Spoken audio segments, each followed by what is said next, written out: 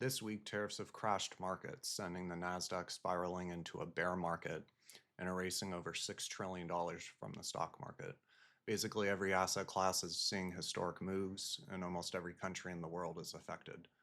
Forget the fluff on CNBC. Today we'll go below the surface, covering everything from stocks to gold to the dollar, credit spreads, Bitcoin, and bonds.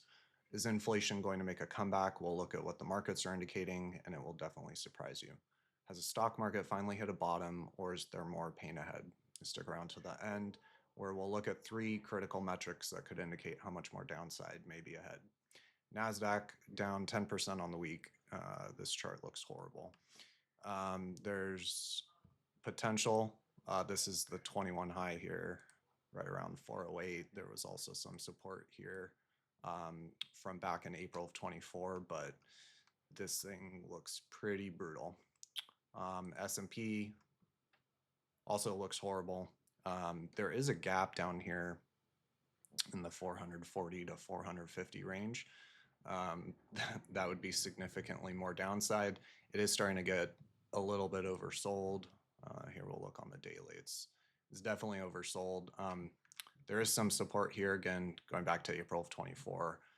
There's some support there, but this thing looks horrible, especially on the longer term time frames. This chart just looks brutal. I would not be thinking about a long here.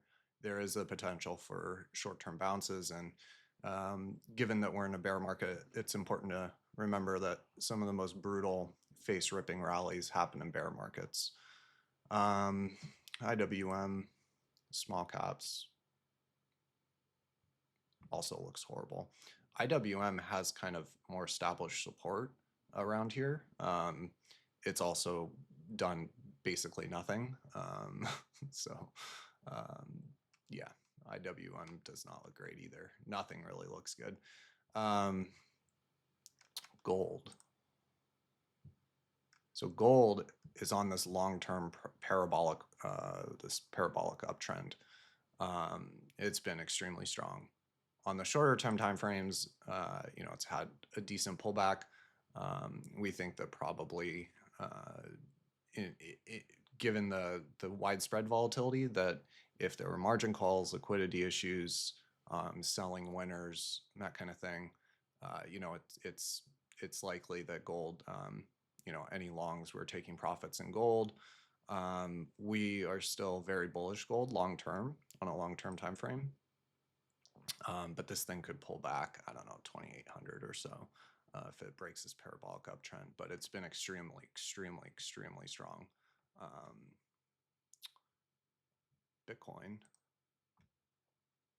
Bitcoin is finding support and actually holding up really well. It's also on this long-term parabolic uptrend. On the shorter term time frame, you can see that's basically just gone sideways.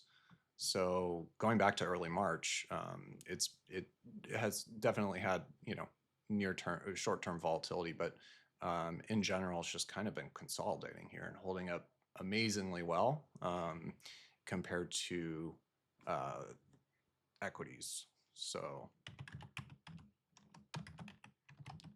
this chart shows Bitcoin over NQ. We think this looks amazing.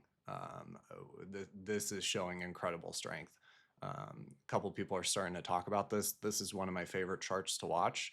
At least I check it at least a few times a week. Bitcoin is basically a levered Nasdaq, high beta Nasdaq. That's how it's been trading. So this Bitcoin NQ Nasdaq correlation can be pretty instructive, and we see that on Friday, Bitcoin just wildly outperformed Nasdaq. So it's important to remember, if you're long Bitcoin and it's red on a day-to-day basis, it might be red, but it's probably not nearly as red as the Nasdaq. So this is something we think is important. And Bitcoin over gold is a bit of a different story. This chart does not look nearly as strong. We think that the fundamental drivers of gold this is more of a gold story than it is a Bitcoin weakness story. Going back to Bitcoin NQ, we can see that this chart looks like it's ready to make a pretty huge move.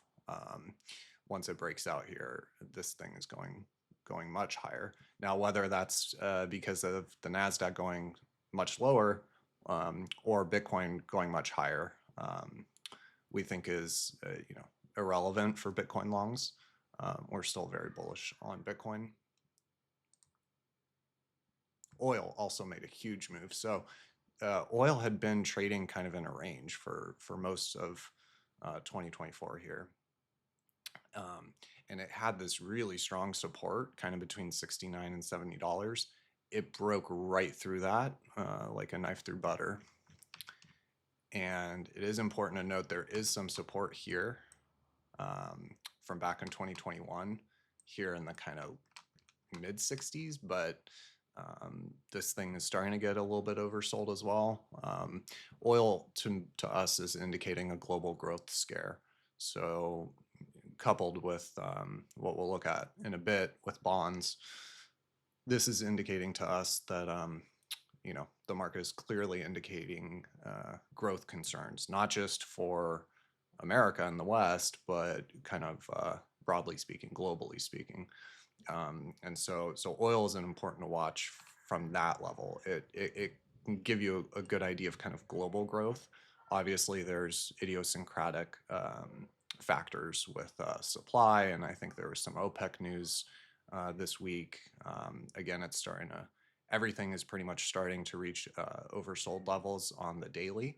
So it's quite possible that we see a short-term bounce here. There was some support 1, 2, 3 times back here in 2021. So it's possible that oil bounces here. The dollar has been facing tremendous weakness. Going back through January and February, this is very similar to what happened in Trump's first term. The dollar rallied hard, and then Trump was inaugurated, and the dollar sold off. It's important to remember that to truly make America great again and reindustrialize and reshore manufacturing, they need the dollar much weaker, much weaker even than it is right now. 102 is still on a purchasing power parity basis, on a balance of payments basis. 102, 103 is still pretty grossly overvalued. So, the administration needs a weaker dollar. And we think that that's important to keep in mind when it comes to, looking at the dollar and how it trades. We think it's interesting. The dollar sold off really hard on Thursday, but then on Friday, rallied really hard, and it was looking like it wanted to close, engulfing this prior candle, which is always a good reversal sign. It gave some of that back towards the end of the day, but this thing bounced really hard. And it's important to remember tariffs, generally speaking, the consensus view is that tariffs are bullish for the tariffing nation's currency. So for us, that would be the dollar. Typically, it's structurally bullish for the dollar. And the reason for that is that kind of tariffs inherently seek to address trade deficit and current account deficit. So an improvement of the current account, a lessening of the trade deficit. These are all fundamental drivers for the valuation of currency. And so we still think that the dollar, the story of what the dollar is doing will indicate the degree to which the policy, the administration and their policies will be effective. So the dollar's hanging out down here. The dollar trades in this range going back many years. And so it's really not too notable where it's at here. Now, if it were to fail 100, start heading back into the upper 90s, mid 90s, then we think that would be a much more notable signal. But it basically just gave back all of this, or the vast majority of this kind of pre-election run-up. So a lot of, we think that a lot of tariffs were already kind of priced in. And so this could turn out to be the kind of buy the rumor, sell the news sort of thing, and we could see the dollar weaken here. It would certainly help the Trump administration's agenda of reindustrializing. Weaker currency makes exports much more competitive for that country. So, like I said, on a purchasing power parity basis, on a balance of payments basis, the dollar is still overvalued. They need the dollar much weaker. And so whether or not we see that is a different story, but we think the dollar will be an important thing to watch. Moving on to rates. So the 2-year, this is the 2-year yield. Powell spoke, and it was interesting. The 2-year was getting bid really hard. AKA the rate was coming down, the yield was coming down. And then Powell spoke, and he basically indicated that they were holding fast, and that, emergency rate cuts, that kind of thing, significant bias towards cutting rates was not on the table. And we saw this huge move in the 2-year. I think it was like a 20 basis point move, which is pretty incredible.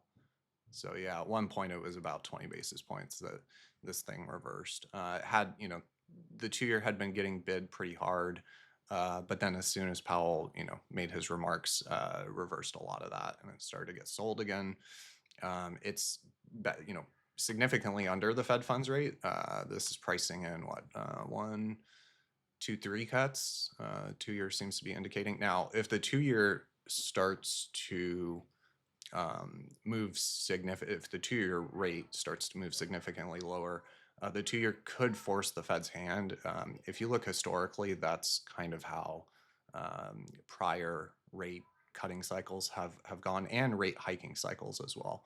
The 2-year will lead. The 2-year will lead the Fed, and the Fed kind of ends up coming in and basically doing what the 2-year was kind of trying to force them to do. But where the 2-year is trading right now is still, indicating a significant amount of rate cuts. Whether or not, there's starting to be this kind of battle between the Fed and Trump. And I think, we indicated that this would be one of the key things to watch for 2025 in our November look ahead to, for 2025. This dynamic between Trump and the administration and then Federal Reserve. We think that it's about to heat up, and that this will be certainly an important arena to watch. 10-year showed kind of similar movement. It had been getting bid really hard on the tariff news. 2-year, 10-year across the curve is getting bid really hard. Rates were down pretty sharply. Powell's comments obviously led to a little bit of selling in the 10-year. We think that between 3 and 3.5, the 10-year rate could come down as low as 3 to 3.5. But we think that if it does, the real big move is going to be short the 10-year.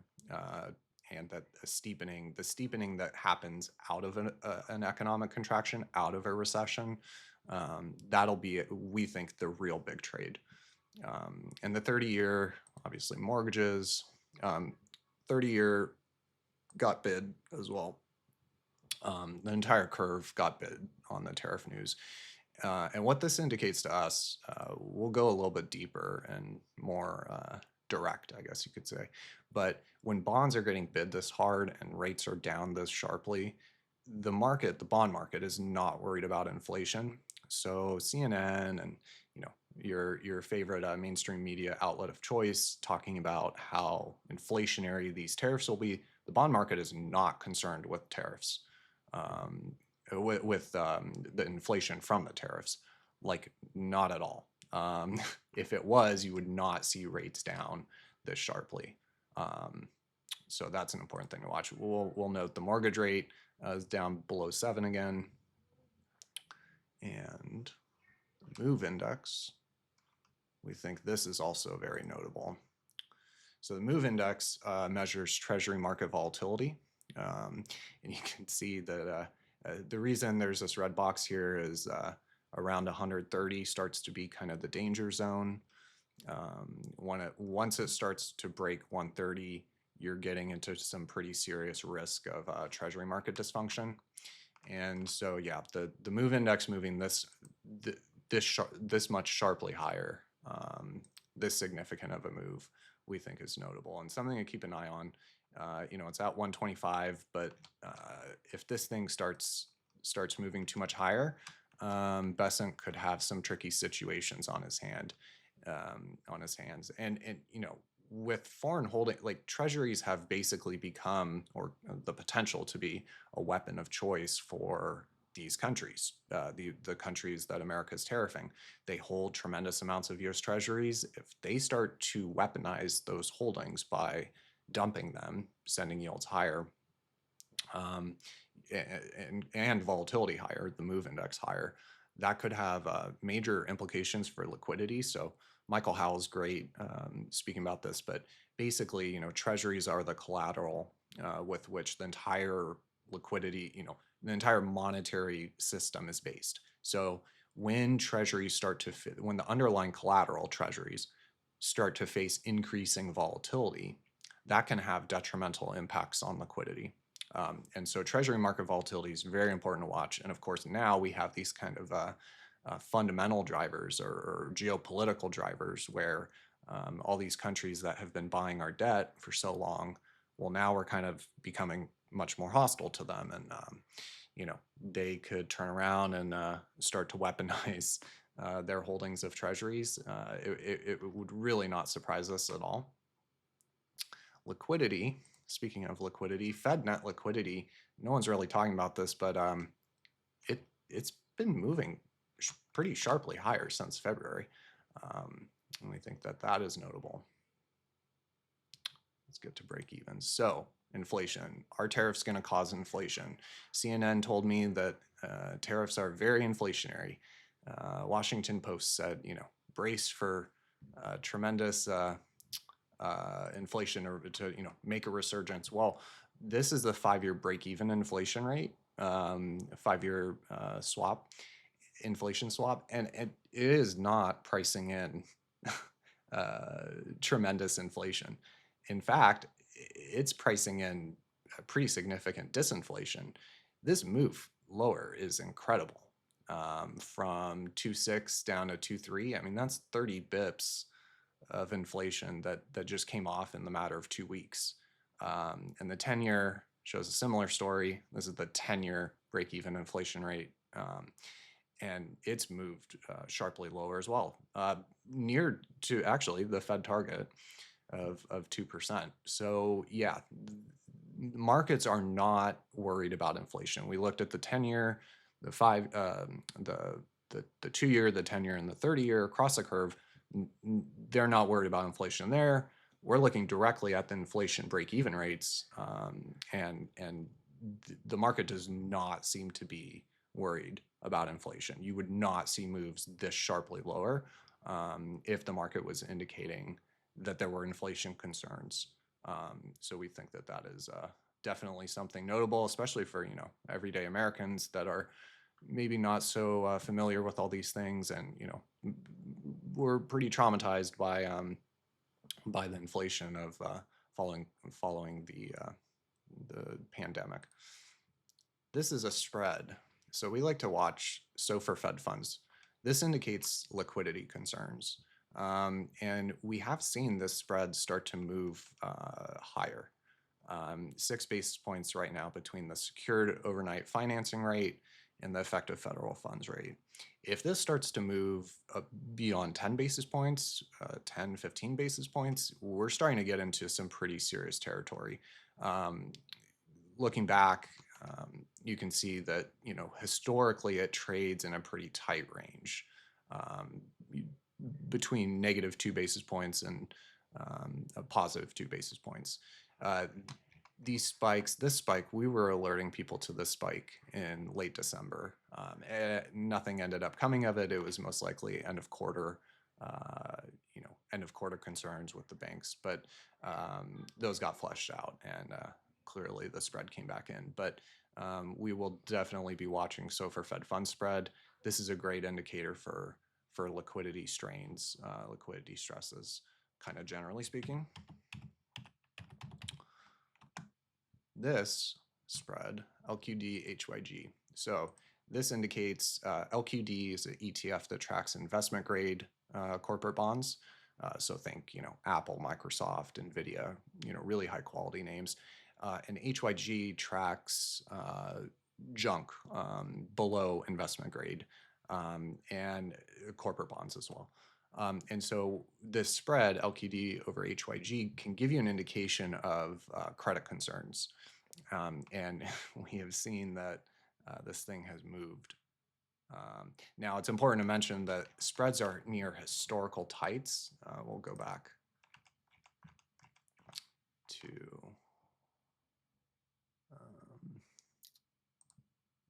the B of A high yield option adjusted spread here. This white line was when we called it tight in spreads, and that call ended up being pretty good. But you can see that even that this was near all-time historic tights on spreads. In fact, credit spreads had not been that tight since June of 2007, leading into the GFC. So it's important to, when people talk about spreads blowing out, yes, they are definitely starting to blow out, but they are blowing out from very tight, historically tight levels. And so we think that that's something to keep an eye on. If they continue to move higher, that could signal pretty serious concerns about credit stress and potential credit stress and defaults and all that. We did want to mention rates across the world. We're down sharply. We'll do the 5-day. So Thursday, Friday, rates were falling. And we'll go to daily so you can see the day by day. So Thursday and Friday, rates were moving sharply lower pretty much everywhere. Australia, this is Germany, France, Spain, Great Britain, Italy, Switzerland, Japan, Korea. Now, the Japanese 10-year had been making this pretty incredible run higher. We still are bullish on the yen, and we think that Japan might be one of the winners in a potential escalating trade war. They are actually one of the few developed economies that's facing growth outperformance compared to the U.S. This is one of the few countries where we could see the interest rate differential actually increase versus the U.S. And that's one of the fundamental valuations of a currency as an interest rate differential. And Japan, was facing very strong wage gains, very strong growth coming out of a multi-decade depression. But back to the rate story, across the world, rates were down. Tariffs are Malaysian 10-year. Tariffs are, and this gets back to our kind of prior point, tariffs are not inflationary, generally speaking. There might be a one-time price adjustment, but that's not necessarily inflationary as we, choose to think about inflation. Inflation is a monetary phenomenon. One-time price increase is not inflation. If the monetary base is not expanding, there's no monetary inflation. Inflation is a monetary phenomenon. If anything, tariffs are disinflationary or even deflationary due to the fact that, very simply, if you are making 100K a year, you're in the market for a new car. Okay, well, that car, pre-tariff was $50,000, and you could afford that. You'd maybe saved up money. You had enough savings to afford that car. Well, just kind of take it to the extreme. That $50,000 car, say it's now $80,000. Well, now you can't afford that car, so you don't buy that car. That is decreased economic activity in the aggregate. When people stop spending, now of course consumer staples, food, everyone needs food, everyone needs shelter energy, electricity. And there are certain areas where consumers need to continue to pay possibly increasing prices, but generally speaking, in the aggregate sense, they are only making so much income. And so if their incomes are not rising, their balance sheet capacity for spending is what it is. It is constant. And so if prices start to increase due to tariffs, they will just stop spending. And so this is why rates across the world have been falling. This is why rates in the US have been falling. This is why inflation break-evens have been falling. The market is clearly indicating that tariffs are going to be disinflationary, and a headwind to economic growth in the aggregate. And Fed Chair Powell spoke about this in his remarks. He noted that tariffs, generally speaking, are add a little bit to the and the stagflationary recipe. So we think that that's important. We've heard a lot about inflation from kind of non-financial sources, and we think it's really important to hammer this point. No one seems to be worried about inflation. The bond market's not worried about it. No bond market in the world is worried about it. In fact, they're all, buying bonds, anticipating lower nominal growth. So we think it's important to kind of hammer that point home. And then finally, we want to go through some economic data. Manufacturing PMI beat, came in at 50.2, just barely positive. Services PMI beat 54.4 versus 54.2. Services is obviously doing much stronger than manufacturing currently, according to this data. A lot of this data is pre-tariff, so there's not a ton of signal, but we think it's important to at least go through briefly. Job openings beat 7.6 million versus 7.7 million expected. ADP payrolls, private payrolls, also beat. So 155K versus 120K. That's a pretty big beat, private payrolls. And we think that this is a trend that's likely to continue in the labor market, given the cuts to the federal workforce and the government workforce.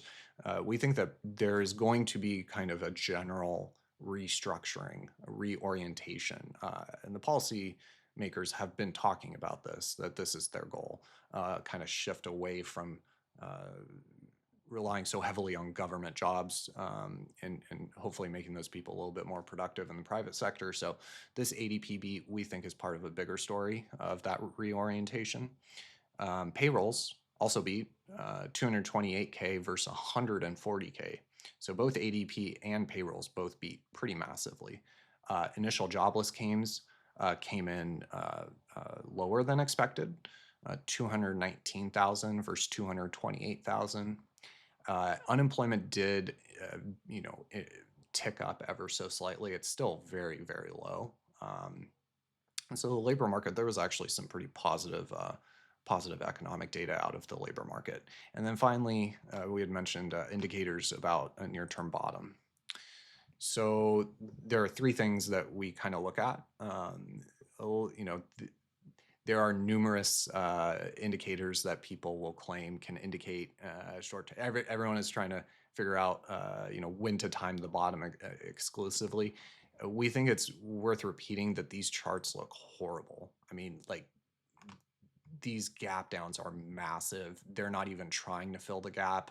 There's basically like no bid throughout the day, and anytime there is, it just gets slammed down. Like, the Dow Jones, Nasdaq, S&P, like, these charts look horrible. So we would not recommend trying to time a bottom in any of these. But if you are, we look at the VIX, implied correlations, and the put-to-call ratio. So the VIX, anytime the VIX is above 30, and especially over 40, you're into some pretty serious territory. Now, the thing to remember is that VIX moves historically. VIX does not move like a stock. It moves in these very short, very sharp short-lived sort of moves like we saw on Thursday and Friday. VIX does not trade like a stock. Volatility is, as you can see going back, it has these spikes, but then they immediately get sold. And we've been in an era of short volatility for a couple decades at least. Tyler Neville talks about this a lot. But we've been in this kind of era, this regime of short volatility. Now, whether or not that continues, we're not so sure. There is a point at which all those short volatility guys, even they're not willing to come in short volatility. Monday the VIX could certainly move higher, but we think that the fact that we think that this looks like it's set to fall, the VIX. And generally when it falls, you get a short-term rally, and they can be pretty significant rallies. But yeah, just going back, we'll go back. This goes back all the way to 2012. You can see that any time that there's a spike significantly above like 30, 40, it's generally short-lived, and volatility comes crashing right down, and they are not prolonged moves. So we think that yes, it's possible Monday, we'll be watching VIX futures Sunday evening to see kind of an indication of where things might be headed. But generally speaking, this looks like it's set to do what it always does, and just come crashing down. Implied correlations are another thing we look at for indications of kind of short-term bottoms. This was from a post I'd done a couple months ago, but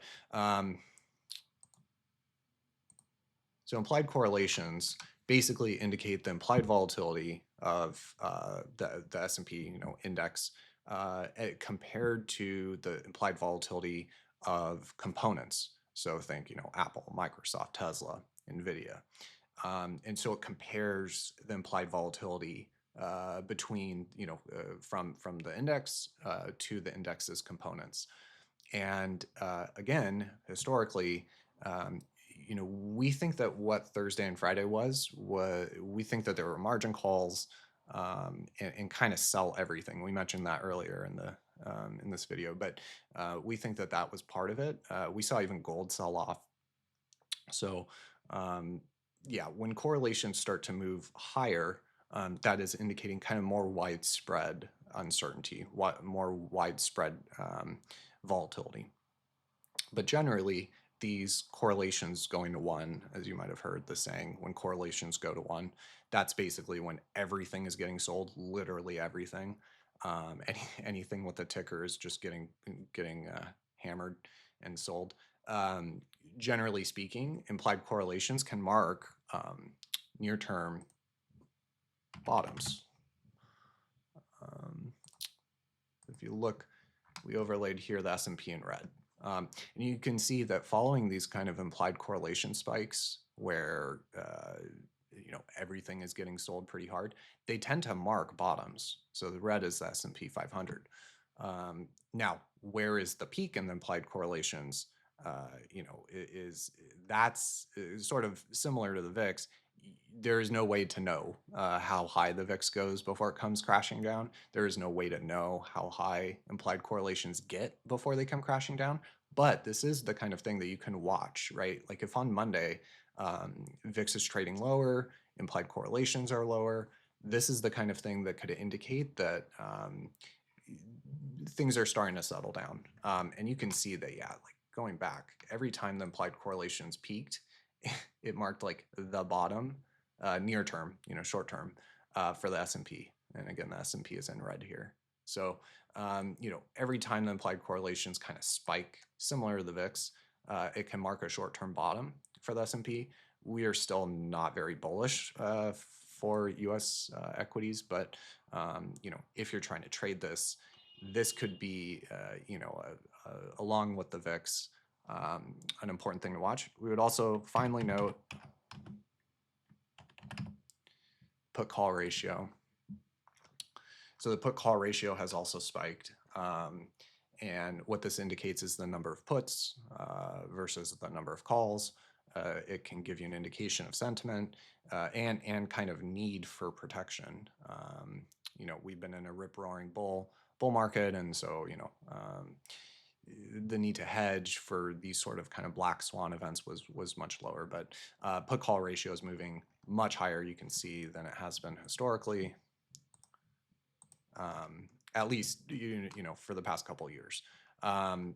Going back further, the put call ratio, what we've seen in the past couple of years is significant bullishness relative to historical averages. Same thing with implied correlations. Implied correlations were indicating this was partly a concentration story. So you can see that going back, long term to say like 2013, 2014, implied correlations were significantly higher. And then through kind of 23, 24, implied correlations moved sharply lower, like to essentially to all-time record. And that was a concentration story. So like we know that the S&P was, the majority of the S&P was the moves in the S&P and the performance of the S&P were just a small handful of names. The concentration was pretty incredible and pretty outrageous in our opinion, and it might, valuations as well were pretty outrageous. We've spoken about this a lot. And so the stock market was due for a correction, and that's why we called a top on December 14th. Yeah, I would say that if there's one final story, one final chart we would leave you with, it is this one.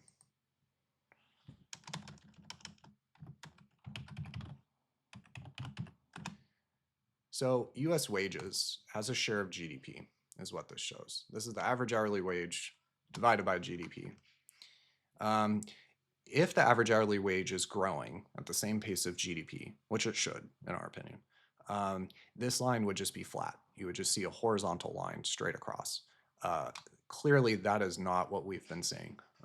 We have seen the average hourly wage, and this is nominal. This is not inflation adjusted. The average hourly wage has grown significantly slower than GDP has grown.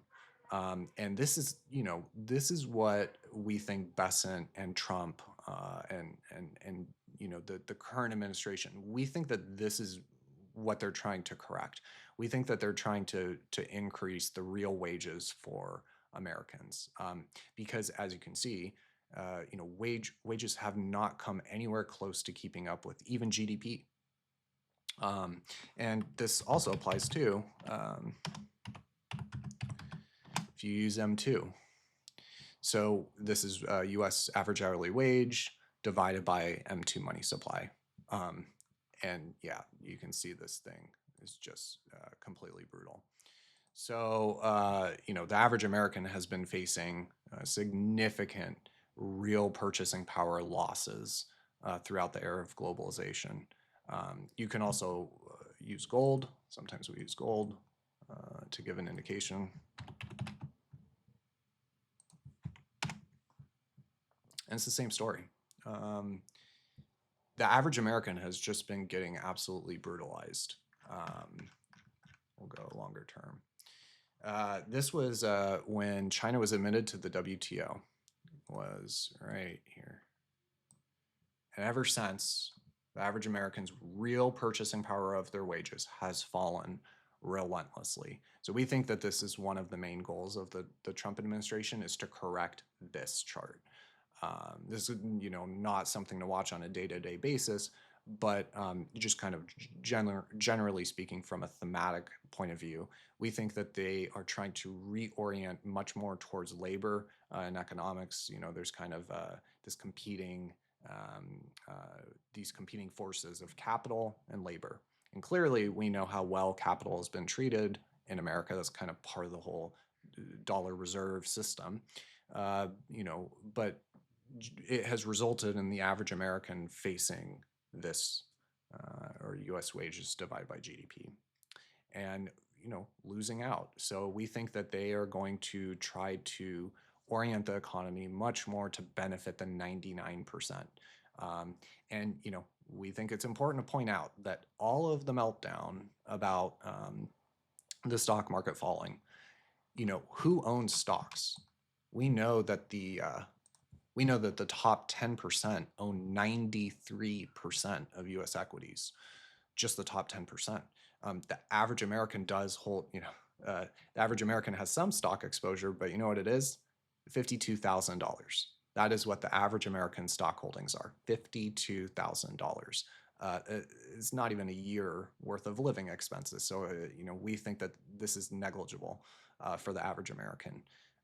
Sure, they might have a 401k, sure, it might be down, but generally speaking, the people that are being hurt mostly by this move in equities are the wealthy, are the top 10%, which own a tremendously disproportionate amount of U.S. wealth.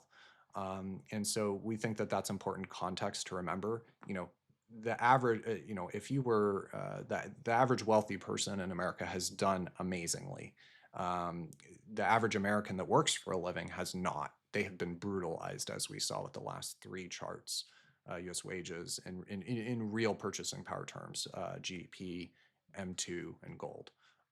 And so, a reorientation, a kind of a secular reorientation towards labor, we think is long overdue. We have seen, this is one of my favorite charts. This shows the average, backwards.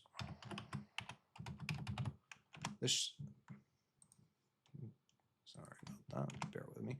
This shows the number of hours for the average, at the average job, average hourly wage, the number of hours at the average job to buy one share of the S&P 500. We'll go even further back. So you can see that, it was historically between like 18 and 30. And then the gold standard ended and it started to just rise. Clearly, the dot-com bubble saw pretty significant expansion. But this thing over the past,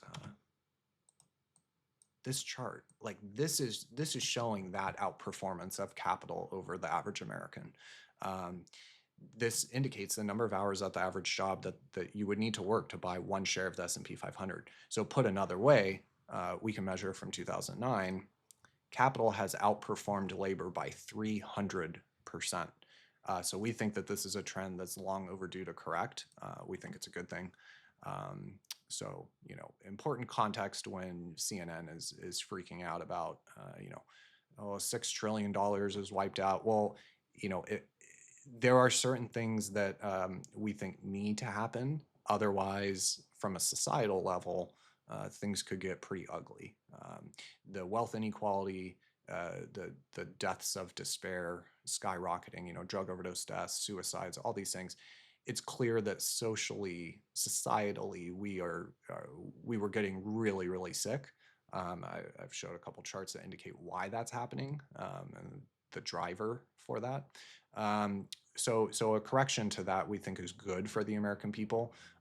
We've always said that, reorienting all of these kind of reorientations will not be quick. They will not be easy. They will not be cheap, and they will not be painless. But at some point, the patient needs surgery, as the administration keeps saying. And we do support, generally speaking, most of the moves that they are making. We are not partisan, but we really think that a lot of these things are long overdue. And so, yeah, let me know what you guys think, and talk to you later.